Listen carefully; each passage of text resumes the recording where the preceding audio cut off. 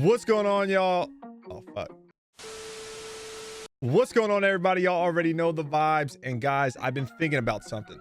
So, as most of you are probably already aware, the CDL matches that were supposed to start Thursday got postponed. And they decided to make a Cdl Superweek that is starting Monday.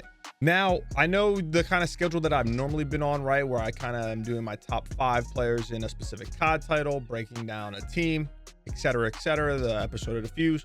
But me and CJ were thinking, since we're getting an action-packed week, a whole week, Monday to Sunday of matches, about doing just a predictions and recap video every single day of the week.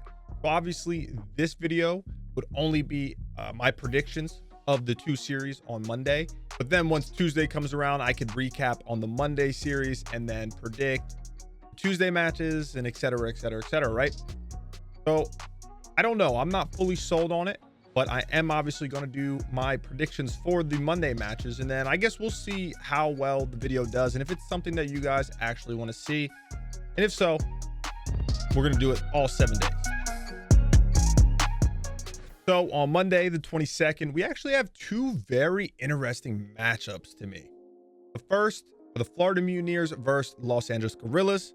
And the second is Atlanta FaZe versus Toronto Ultra. And I think both these matches are interesting for different reasons, right? The first matchup, I was very high on Florida Mutineers, even after they made the roster change to bench Havoc and pick up Neptune. And I still am kind of high on their stock as a team right now, even though they didn't look too hot versus the Ultra. Now, going into this series, guys, I would say the Mutineers are the better respawn team. It's weird because they got bodied by Toronto in basically both hardpoints. They did win the control versus Toronto, but they also got smoked in the S&D. But they look good in scrims. You know, I checked the COD Reddit, COD Reddit. If they're ever playing the LA Thieves, I'd peek my head in and see how's it going. Whereas the Guerrillas played 2 completely different teams in their first 2 series. They played FaZe first, and obviously it's FaZe. And then they played the Paris Legion, who, you know, they're obviously not the Atlanta FaZe, I'll tell you that. But they looked better in the respawn, clearly. But I still wasn't sold. You know, the FaZe and Paris Legion were 2 completely different ends of the spectrum. Okay, when it comes in terms of skill, and just level that their team is playing at right now, right? This is going to be tough because I do think the Guerrillas have a chance to win the first hardpoint going up against the Mutineers, depending on the map. Because the Mutineers looked really bad in both hardpoints versus Ultra. And that was on Garrison and Crossroads. Now, on the other hand, the Guerrillas looked pretty good in Crossroads hardpoint versus the Paris Legion, but they also lost to the Paris Legion in Garrison hardpoint. So depending on how the vetoes go, I think that's going to be the deciding factor here. But just because I was so high on the Mutineers, I think they're going to come out and they're going to play well in the first map, and they're going to capitalize and go up 1-0 in the series. Now, going into the S&D, guys, this is where I think Guerrillas can actually start fighting back. Guerrillas did beat Paris Legion in both S&Ds, and that was on Miami and Raid. And they looked pretty solid in both of them. They dominated on Miami. I don't even understand how any team would even want to play Miami, by the way. When I play League Play, I can't see anyone. Okay. Doesn't make it any better that people are sniping, but that's besides the point. I don't know. I'm getting off track. But they looked solid. Okay. And when they played FaZe, the Guerrillas lost the S&D on Garrison 6-4. It was really close. You know, they played them tight. Obviously, they just didn't clutch up a couple rounds, but it is what it is. That happens. And then on the side of Mutineers, they lost to Toronto Ultra on Miami S&D 6-4, which, you know, once again, pretty close. That's damn near as close as it gets unless you go to around 11. And it's interesting because both teams played Miami S&D. So maybe both LAG and the Mutineers are fans of that map for S&D. You know, I don't know. Or maybe they just, they know more about the other teams that they've played, and so that's just kind of what number was drawn. I'm not sure, but I will say that I have to give the advantage to the Guerrillas just because it's most likely that they're going to play an S&D on Miami, Garrison, or Raid. And then moving on to the control. This is where I have to give the Florida Mutineers the clear-cut advantage, guys. Gorillas lost both of their controls that they've played so far in this season. And if I'm being honest, they look really just lost on the map when it comes to control. And it really doesn't matter. Like I said, they lost to FaZe and they lost to the Legion in it.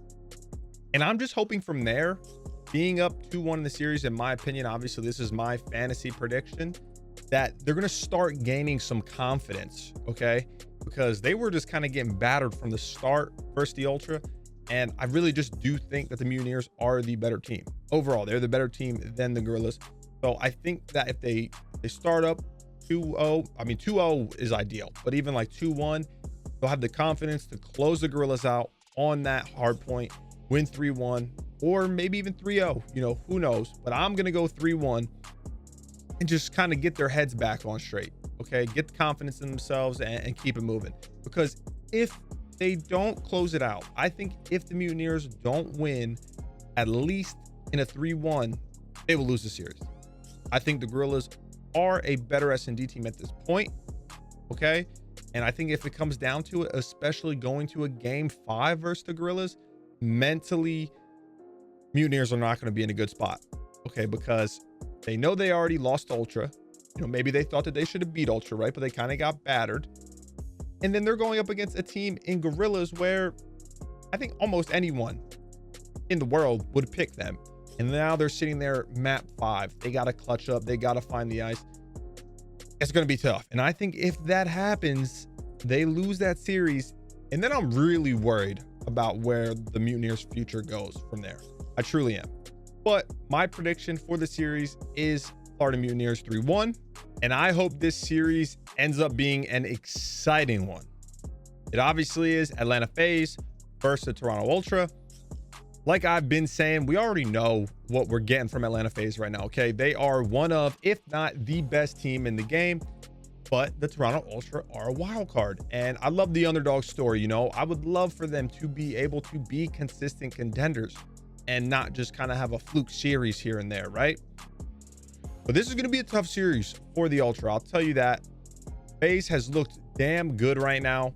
You know, they've played 2 series compared to Ultra's 1. And in the 2 series that they played, obviously the 2 teams were widely different. They played the Gorillas, which they 3-0'd with, you know, pretty handily. And then they played Optic, where they clutched up in map 5. I mean, really, the S&Ds won them that series because they won both of them. That's how that works, kind of. Not really kind of, that is how that works. But the reason why I really want to watch this series is because even though the Mutineers aren't on the same level as maybe the Optics, right, and the Atlanta FaZes that I'm talking about right now, very, very good team. Okay, at the end of the day, they are a very good team, in my opinion, of course. So maybe they're not, but they beat the Mutineers badly. Okay, badly. And I want to see how they can compete with the other top teams. And this is going to be really their first chance. And going into the first map from the series that both teams have played, they have played, and there has been a Garrison hardpoint in every single series. So I'm expecting Garrison to be one of the hardpoint maps, unless one of the teams decides to switch it up.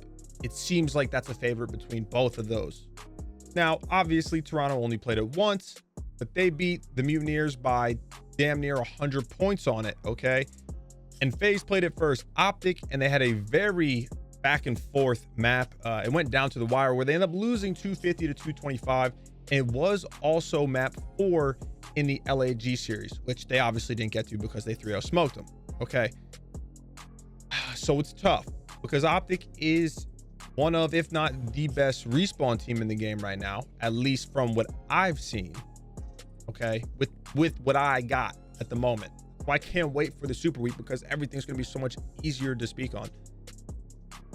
I think this is going to be a very close map, okay? And obviously a lot goes into it. It's online, guys, where the server's at. you know, because obviously Toronto's all in Toronto. Atlanta, I think 2 of them or 3 of them are in Atlanta. RC's is in Texas, maybe. But so that obviously does affect the outcome a little bit. Okay. Even if it's not going to affect everything, it is going to have an impact. Now, Toronto needs to win this map because even though Toronto looked really good in S&D, what I saw FaZe do to Optic and even Gorillas to a certain extent, but mostly Optic, they dismantled them. And now Optic isn't the best S&D team, but they aren't absolutely dog shit, horrible, worst S&D team in the league. Okay. And FaZe made them look like that at the end of the day. So I feel like if the Ultra can't capitalize early and get that 1-0 lead, FaZe might just steamroll them. I really do. So I'm going to go ahead and say I think Toronto Ultra are going to sneak a map 1 win out just because I want this to be interesting and a close series. Okay. Out of the maps played from both teams so far, it seems like Miami S&D is going to be a favorite. So I'm just going to go ahead and guess that map 2 could likely be Miami S&D. And at that point, I have to give it to FaZe after seeing what they did to Optic. They basically just ran laps around them the whole time. And I think they're going to do it in maybe not as dominant of fashion, but pretty damn close. So I think they're going to tie the series up 1-1. And we're going to have a very important map 3. Now, for the control, guys, both teams have played Garrison control. Obviously, Atlanta FaZe played the Gorillas and Optic, where against the Gorillas, they played Garrison. Against Optic, they played Checkmate. And Toronto, they just played Mutineers. But that's a swing game. This is where we're really going to see who can take control of the series. And I feel like I have to go with FaZe. I think FaZe is the best team in the game right now, guys. I do. And while I want Toronto, I want them to win. The reason why I want Toronto to win, it has nothing to do with, you know, bias towards any of them, because I love all the dudes on both teams. I want them to play a very close series and or win, because then I want to see them go up against Optic later in the week so I can really gauge where Toronto stands right now. So I think FaZe is going to take it 3-1. I don't know what hardpoint it would be. You know, obviously I don't know what server they're on, et cetera, et cetera. But you know, this is just a fun little prediction. I would love for Toronto to play it close. I would love for it to go to a game 5. I would love for maybe Toronto to be able to upset them. But at the end of the day, the predictions that I have are Atlanta FaZe 3-1. So that means I have the Florida Mutineers winning 3-1 and the Atlanta FaZe winning 3-1 in both of their series. And those are only 2 matches. But don't forget, if you guys do want to see me do this every match this week, I'm gonna need a lot of likes and the Cdl Superweek in the comments, just because normally I'm on a schedule, right, where I can knock out a couple videos in one day. But if I do this, I have to go to the compound every single day, which I enjoy, but you know, I'd have to be there every single day. And obviously with a bunch of other things going on, it could be a little tougher. But if it's something you guys really want to see, I will do it. I'll make it happen. So as always, though, I appreciate everybody. Until next time, the kid is... Oh, I messed it up. Until next time, stay safe. I appreciate y'all. Kid is out.